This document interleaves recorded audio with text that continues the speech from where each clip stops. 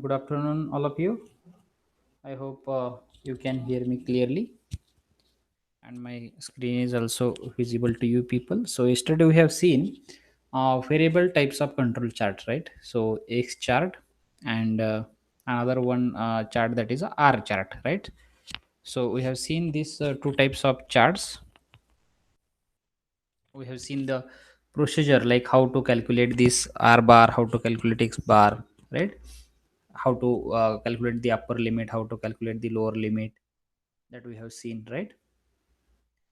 Then we have seen the how to calculate range, how to calculate mean, and how to prepare the uh, R chart with the help of UCL and LCL. Also we have seen the certain constants, right? So D4, D3, A2, like that some constants we have seen, and we people have prepared the this range chart, right? And we have drawn the certain conclusion also from such a charts, like whatever graph you have drawn about the mean. So if points are above the UCL, upper control limit, or below the lower control limit, then there is something problem with your process and you have to take corrective action, right? So major problems, minor problems will be there. So this graph will tell something to you. Just by looking at the trend of the graph, you people have to take the corrective actions. Even in some of the processes, such a deviation is not, also not allowed, right? So it depends on process to process, so you people have to take corrective actions as and when there is a problem with these control charts, right? So that significance we have seen. We have seen how to prepare, and you people have drawn, I think. So I hope today also you people may be having calci, pen and paper, because you have to calculate, you have to draw. Okay, so up to yesterday we have seen variable control charts. Now today we'll see attribute type of control charts. So there are two types of attribute type of control chart. First one is a P chart and another one is a C chart. Okay, so with the help of example we'll try to understand. So theoretical part already we have discussed when to use which chart, so I am not going in detail. Let us see numericals and try to draw it. So you can see the one example where sample numbers are given, number of defective tires, that numbers are given, and number of tires in each sample. So while checking how many tires, so vehicle tires, so try to understand. So example is like that: a production manager for a tire company has inspected the number of defective tires in 5 random samples. Okay, how many random sample he has taken?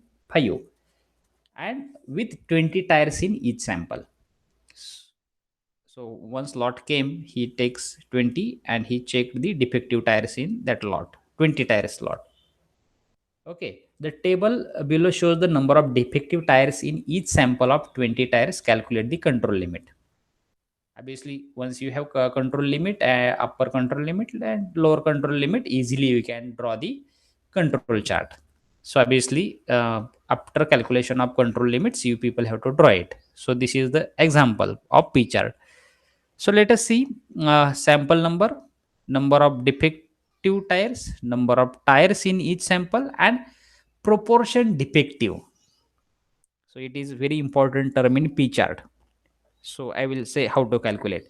So now up to 3 columns, that data is your prior data before calculation.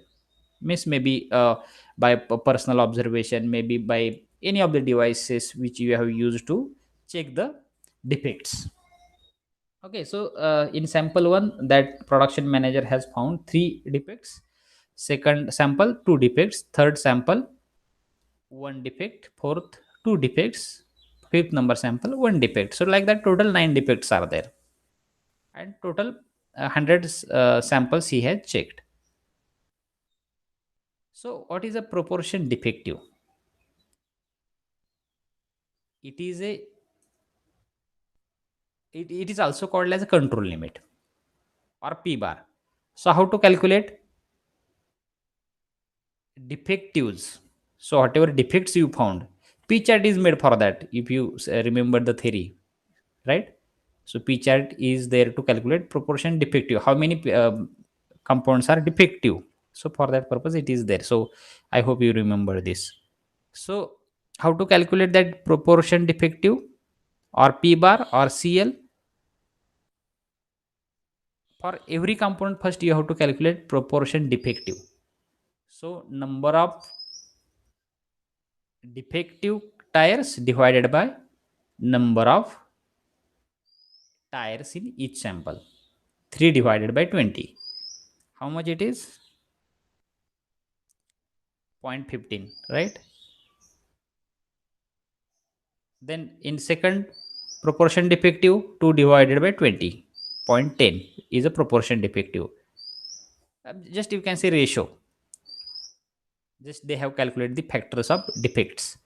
So like that, 0.15, 0.10, 0.05, 0.10, 0.05. So like that, total 0.09 defectives are there.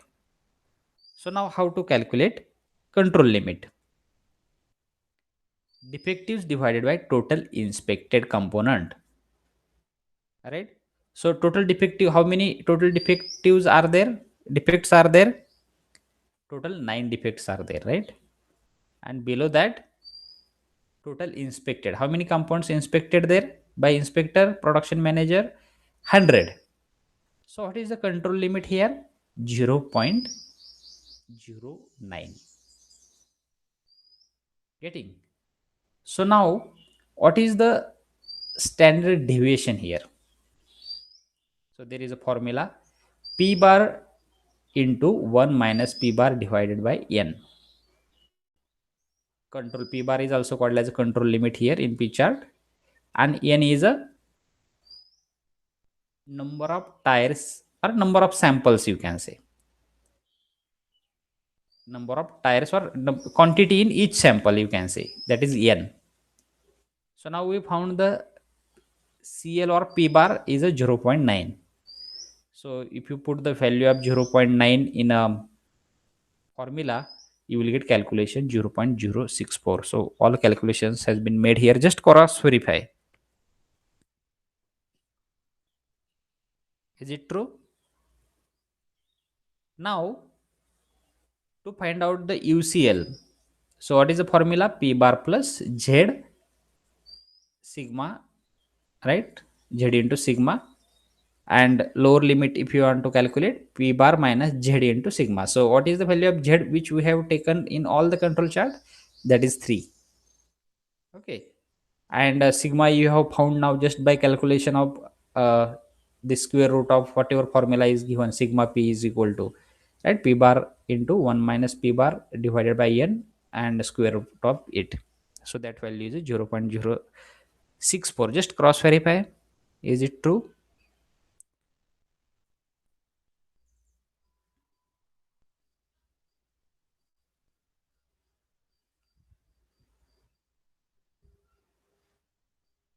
So please note these values. So you people have to draw this graph. Okay. So just check the calculation and note the values only, table. Don't write this statement of example. Only draw the chart, because it is sufficient to draw graph.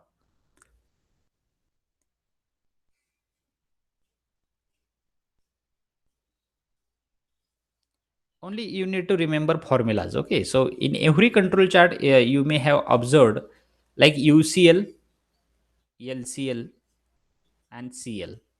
Only 3 terms are important. CL means control limit, maybe middle line, mean line, you can say. Upper line is above, upper control limit is always above the CL, and LCL is below the CL, right? So that is common for all the control chart. Just formulas are different as per the what kind of things you are, for which thing you are calculating the control, drawing the control chart, depends on formulas are there. So you need to remember this formula. So in exam they may not ask, like in objective exam especially, they may not ask you to draw these things, but maybe calculation they may ask, like they may ask you people to calculate upper limit or lower limit or control limit for all p chart, maybe x chart, r chart, c chart, like that. Done. Have you noted these values? Have you done verification of calculation? All are okay. Remember this UCL, ELCL, and CL. So now 0.09 is a CL, UCL is a 0.282, and ELCL, if you observe, it is a minus 1, minus 0.102. It is a minus. So you have to take it as approximately 0. Okay, don't go in negative direction. So approximately if you take 0, then also it will be okay. Okay, so no need to go in another quadrant. Done. Now let us see how graph will be there. So only for 5 reading we have done this calculation. This graph is for 20 readings. So now here fraction defectives, that values you will observe. So like 0.15, 0.10, it will be on x axis, and number of or sample number will be on x axis. So just see. So they have drawn dotted line. So it is approximately they have taken 0.1, approximately upper limit they have taken 0.3, round figure they have made, and lower limit is a 0, and about that they have drawn this graph for 5 reading. So here it is for 20 reading. So just draw it and see the trend.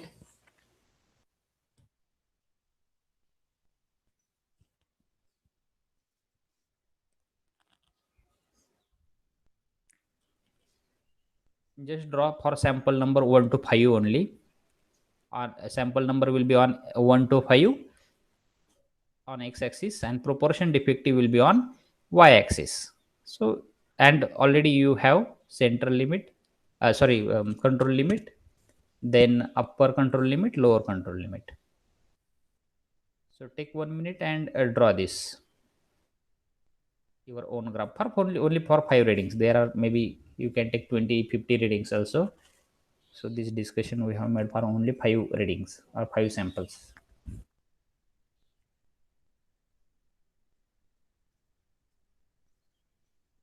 Okay, done. No problem. So let us see another example. Second example. So let it be any reading, just we have taken values. So sample, then number of defects, and then p value, maybe fraction you can say. 4 divided by 50, 5 divided by 50, 9 divided by 50. So this fraction is very much essential in a p chart, right? So we generally we are taking on y axis, and sample number on uh,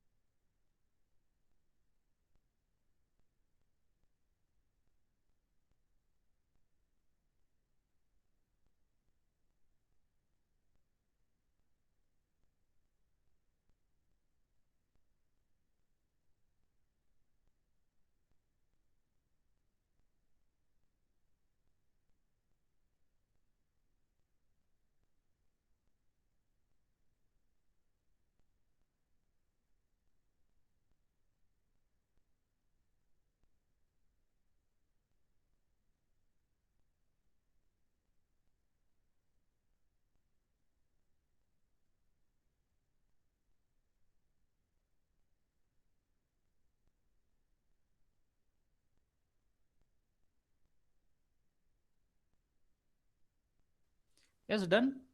I hope you have calculated all the values. Now you have to calculate the upper limit, lower limit, has been made here on screen. So you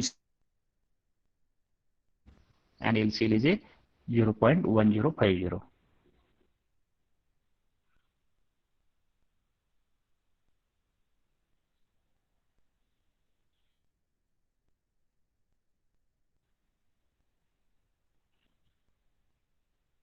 Done.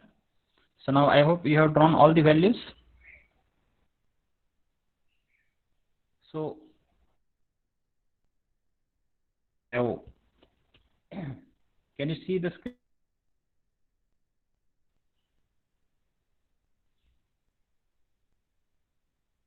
Upper limit, lower limit.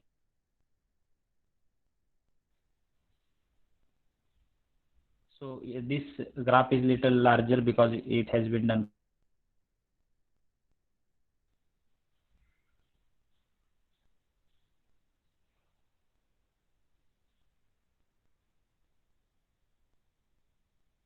You have all the readings. So minus value, if most of the time LCL is a minus, consider it as a 0. Don't go in another order.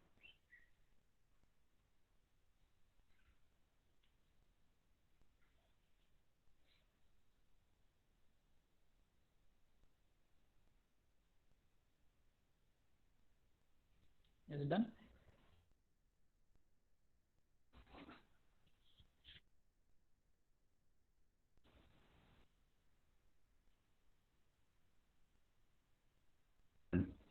Okay. So try calculate the things, upper limit and lower limit, and obviously central limit also. Not central limit, control limit. You take the all average of p or arithmetic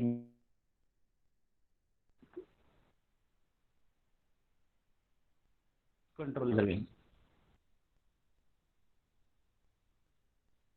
So I want to say one more question. So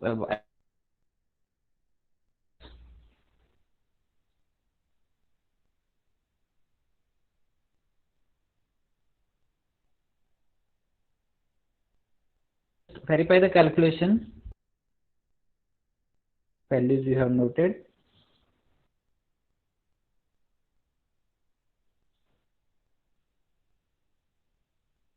We'll have one more example on C chart, and then we'll proceed to sampling, another section of this chapter. And maybe next week we will complete our 8th unit. We have 8 units.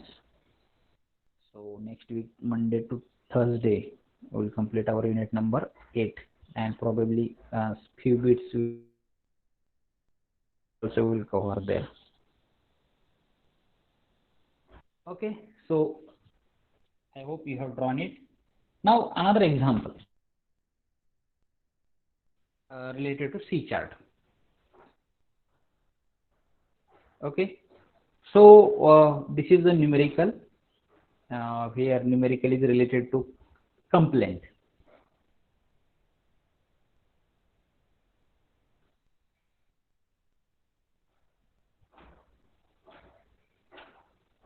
Can you observe the change of slide on your mobile? Actually, I am not observing.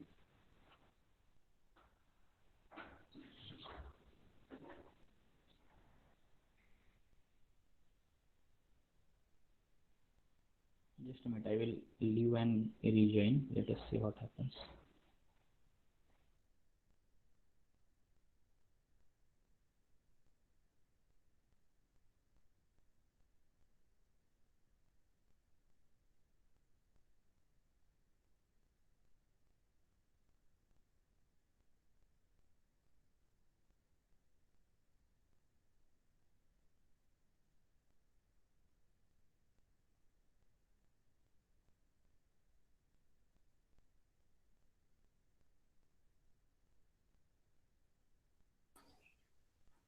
I think it's visible now.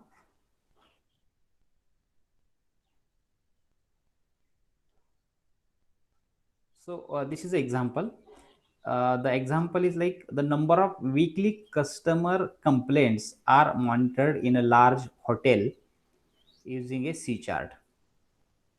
Develop a 3 sigma control limit using the data table below. 3 sigma means this 3 values. 3 value we are taking as for standard deviation, right? So that 3 value they are telling. So this is additional data. Don't worry about it. So for all the examples, the z value you have to take as a 3 that we have seen. This is I think fourth number chart we are discussing. So see the example is like that. So in one hotel, manager has monitored the number of complaints in a hotel. So those who are coming in their hotel, so they found the complaint. So manager has maintained the data for 10 weeks, maybe more around 2.5 months, right? So in first week he observed number of complaints 3, second week number of complaints 2, third week number of complaints 3, right? Fourth number 1, like that he found the number of complaint in around 22, right? So what is the control limit here? Just you have to take the average of complaints. So what is that? It is a 2.2. You have taken 10-week average, you can say. So it is a 2.2. What will be the upper control limit? Almost same formula, C bar plus Z under square root of C bar. Formulas are important. For all the charts, certain formulas are there, so that you need to remember. For calculation of UCL, LCL, small change is there in all the formulas. Okay, so that formulas you have to remember. Now, what will be the UCL here? C bar plus Z square root of C bar. So put the values and tell me the value, whatever I have mentioned, these are correct. Just put in and note the this number chart example. Don't write the statement, only you have to draw the chart, because while drawing the graph, control a chart or a graph, it will be useful to you. Note it fast. Prepare two columns, 1 to 10 number, that will be the week, and number of complaints will be in another column. So I think you understood, like for all the control charts, these three things are very important: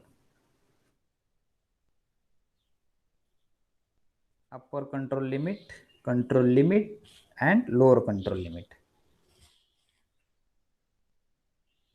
If you calculate it correctly, easily you can draw.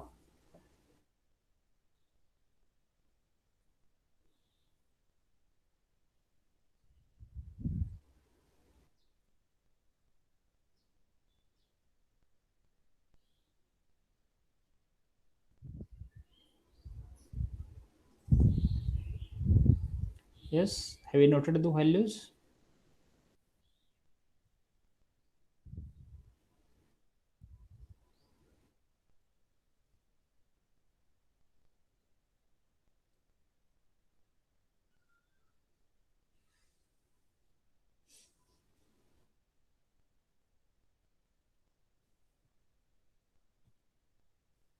I hope you have noted, and values also you have noted.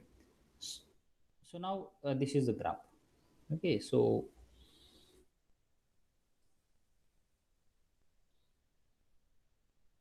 try to draw this graph. How you will draw? Obviously, sample on x-axis, sample or time. So number of sample or number of week you have to take. So on x-axis, and complaints per week. Okay, so now draw. On y-axis, there will be a complaints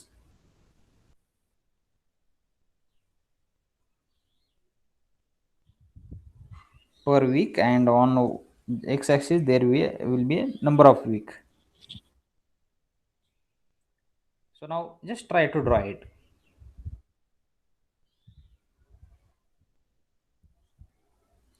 And I will ask one question so that I have asked at the after P chart. So I think you learned these four charts. Now I will ask question parallelly. You can draw this graph.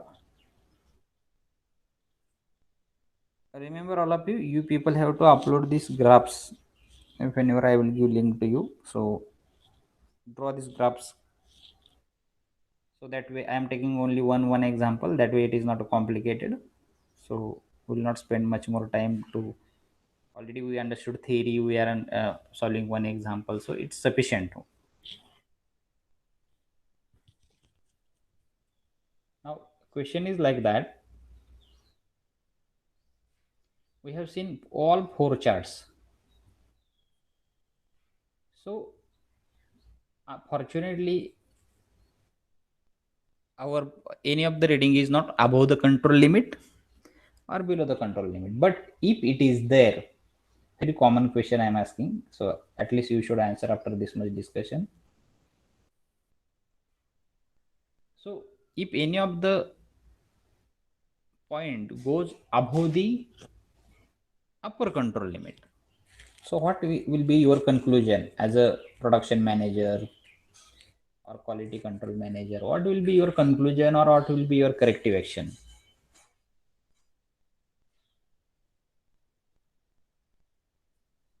Any guess what you will do?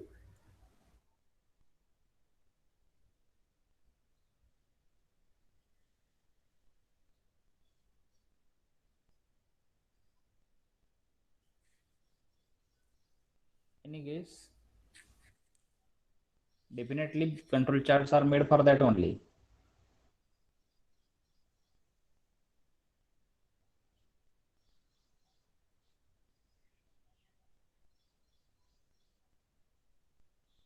Obviously we should take corrective action, yes, but how, means how you will take?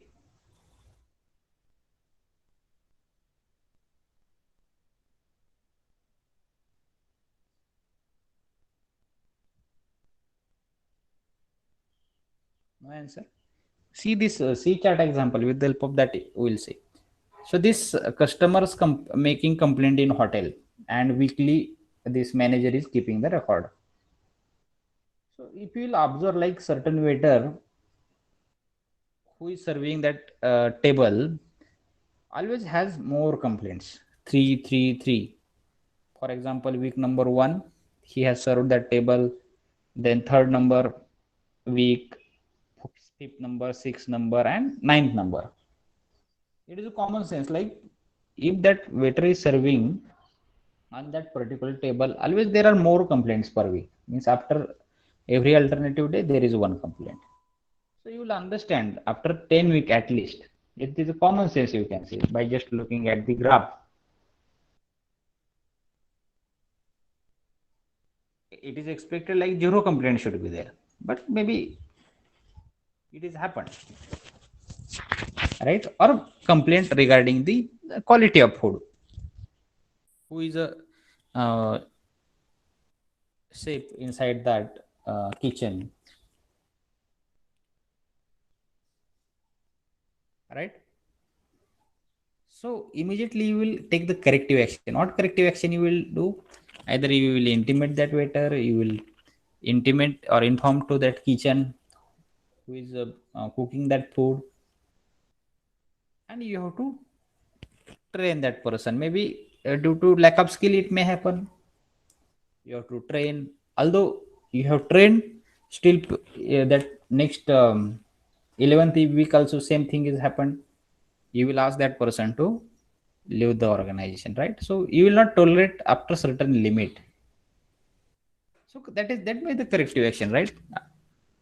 So like that.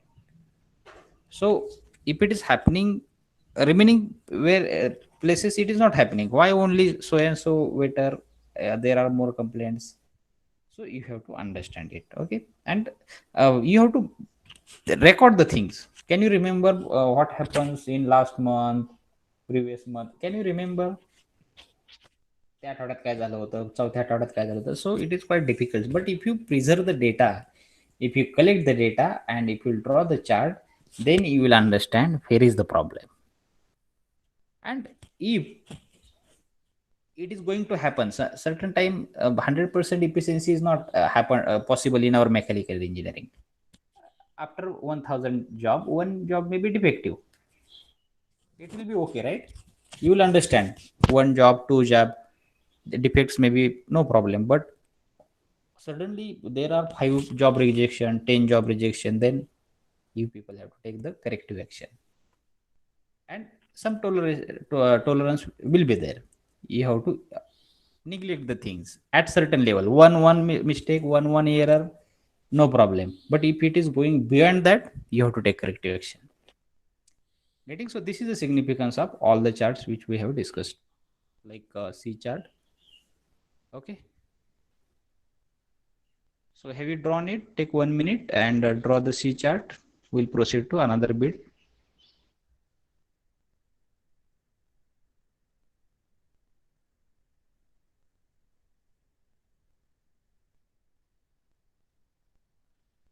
Done.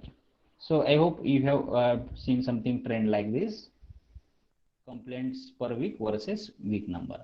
Okay.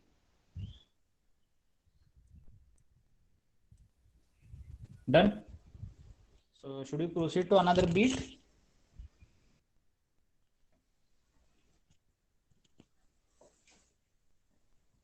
Say something, yes, no. Can you see the screen? Acceptance sampling. So basically, this is a second half of a seventh number unit, that is a sampling, acceptance sampling basically. So in earlier syllabus, this was the fourth number chapter. So very small chapter it was, but they have combined with this seventh number unit. So let us discuss acceptance sampling means what.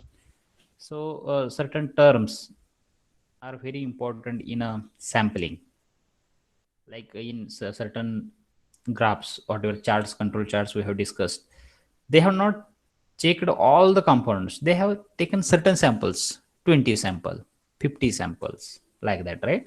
But how to select that, what are the types of sampling, what is the acceptance, what is the rejection, so or 100% inspections, sampling inspection, certain terms are very important in this particular unit, in second half of this particular unit. So let us discuss acceptance sampling.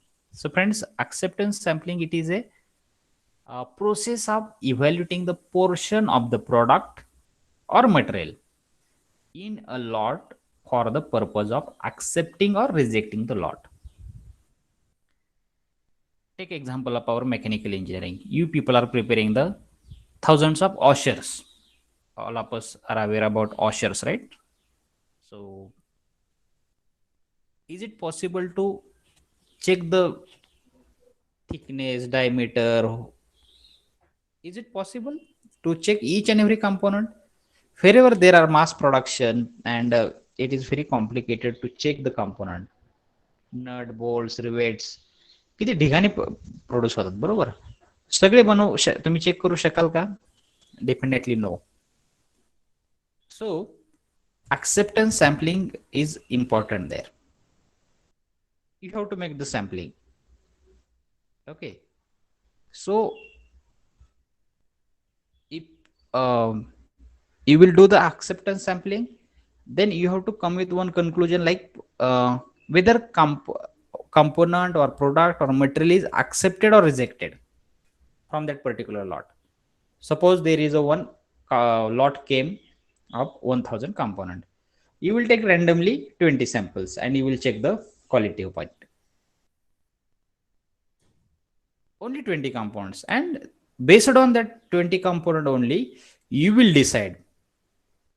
If you found like 20 components, only 1 2 defects you found, only one, let us take example, then that lot is okay. But if you found like 3 defects, 4 defects in component, 5 defects, 6 component defect, like that, if goes beyond your decided limit, then you should reject that particular lot.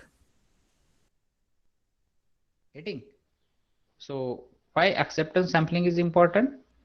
Because you people have limitation to check all the components when there are thousands of components. Quite difficult, right? So that time to decide the whether lot should be accepted or rejected. For doing this thing, inspection is very important, and all of us know inspection for acceptance purpose is carried out in all the stages of manufacturing, not necessarily like at the end of final product. During fabrication, during manufacturing also, people generally inspect the product. They check the dimension, they check the quality of it, right? So during the process, you have to do this inspection. So it is very, very essential element in a sampling. So there are generally two ways in which inspection is carried out. There are two ways. Either you can go for 100% inspection or sampling inspection. Whatever product came in your industry or whatever product you are dispatching to customer, you have to check each and every component. That is 100% inspection. And what is sampling inspection? Only few components you can take for the inspection purpose. So let us see once again what is 100% inspection. All the parts or products are inspected. All the parts or products are inspected, whereas in sampling inspection only sample is drawn from lot and inspected that component.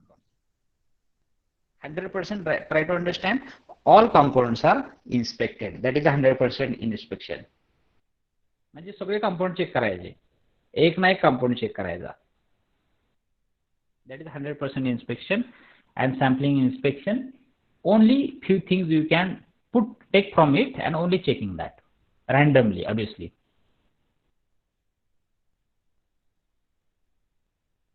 Now what is sampling inspection? Again in detail we will discuss. So basically sampling inspection is a technique, and on the basis of this technique, number of defective parts are found in a random sample drawn from the lot.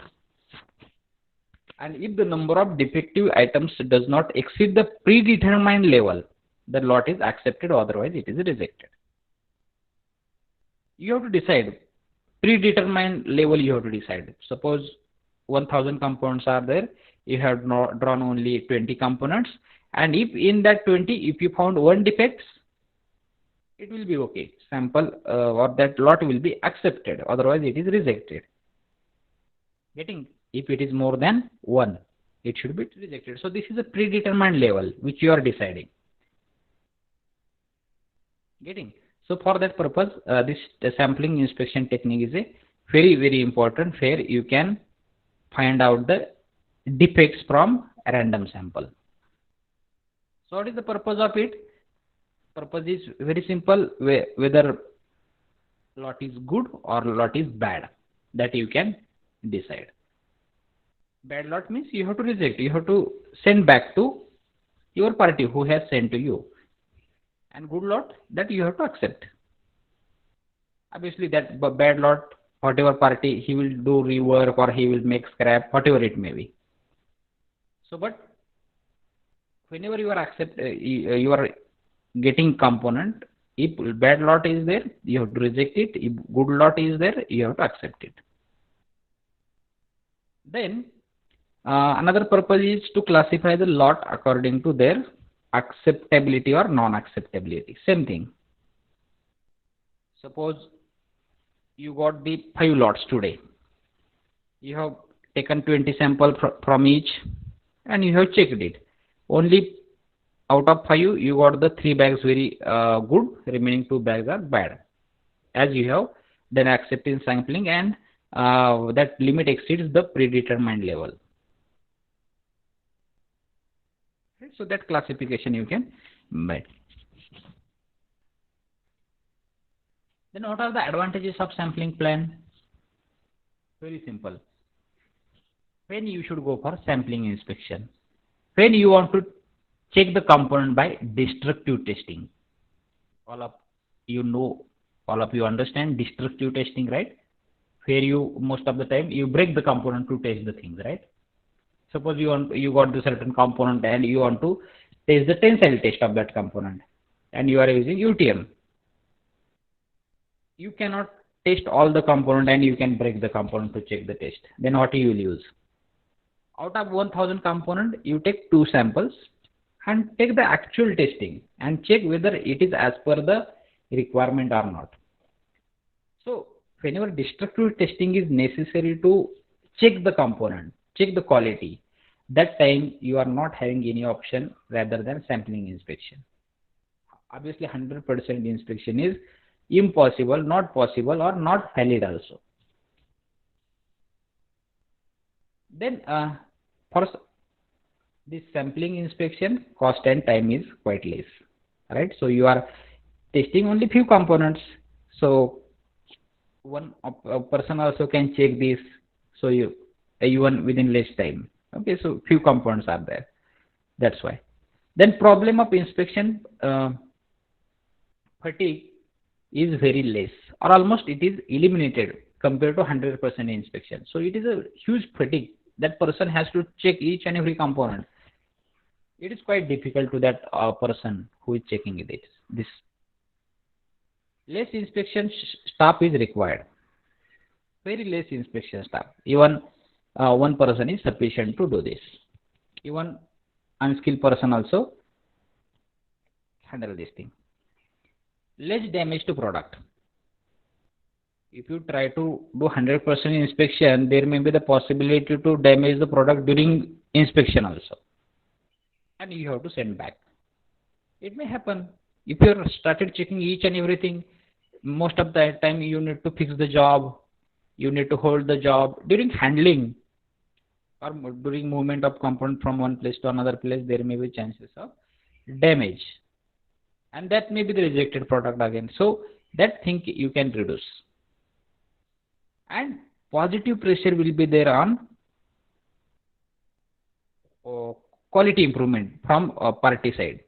So they will think like I should have good quality. Otherwise, even I will have one component or two component in lot defective, that person may send all the things back to me. So this may be the my loss, transportation loss, and again I need to check all the component. I have to remove the defective component. It is unnecessarily wastage of time and money. So there will be the more effective pressure, positive pressure on quality improvement with those who are producing the component. Right. आपण असं म्हणतो बरोबर ना की कधी कधी फक्त शितावून भाताची परीक्षा करायची, बरोबर. मग त्याच्या वेळेस सगळंच व्यवस्थित पाहिजे ना, नाहीतर थोडं खराब झालं तर सगळंच खराब होऊन जाणार. So that's why this is very very important advantage you can say. People will be motivated for quality. How? Because they will understand if there is a two components defective, party may send all the lot back to me. It is my loss. So he will think like there will not be any component defective. That kind of intention that person will have, and he will motivate towards the quality improvement. Right? It is logically true. Right? So these are the advantages that we have seen. Now what is the limitation of sampling inspection? Risk of making wrong decision. If you are having 1000 components, you are drawing only 2 components, and if these components you found like only defective, then you may send that lot to party. Right? So unnecessarily there is a wastage of time. So there is a risk of wrong decision. थोडंसं limitation आहे. Then the sample usually provides less information about the product than 100% inspection. Definitely, you will not get 100% information because you are not doing 100% inspection. You are doing sample inspection only. Few components inspection you are doing. How you expect the 100% information? So definitely there is a less information available with the help of this sampling inspection compared to 100% inspection. So 100% a percent inspection is also having certain positive point, negative point. This sampling also having positive and negative point. So depending on situation, you people have to decide whether to go for 100% inspection or sampling inspection. Getting? So success of the sampling depends on few things. For example, randomness of the sample. So this sampling inspection is also successful. Try to understand. It is not a bad thing, but randomness of sample is very important. काही लोक फक्त पोत्याच्या वरती चांगले component ठेवायचे, खाली खराब ठेवायचे. No. So you should not check it by just observation. You can take samples from anywhere from that lot. Then you have to decide the sample size. Then you have to decide like which characteristics you need to test. You decide first what characteristics need to be tested. Then what is your acceptance criteria? For example, if you find one defect in one lot, accepted. If it is going beyond that limit, then that lot should be rejected. So that acceptance or rejection criteria should be decided, and based on that sampling scheme is depends. And lot size, how many lots you are taking for inspection purpose. So depending on that, success of sampling scheme is there. Okay. So I hope you understood the theoretical part of sampling inspection. Tomorrow, maybe next week, we will complete only 1-2 bits remain from this unit. We will spend 10-15 minutes to complete 7th number chapter, and then we'll start our last unit. It may take 4 to 5 hours to complete. So next week we can complete our syllabus. Okay, thank you. So with this, we'll stop here. Quit the meeting.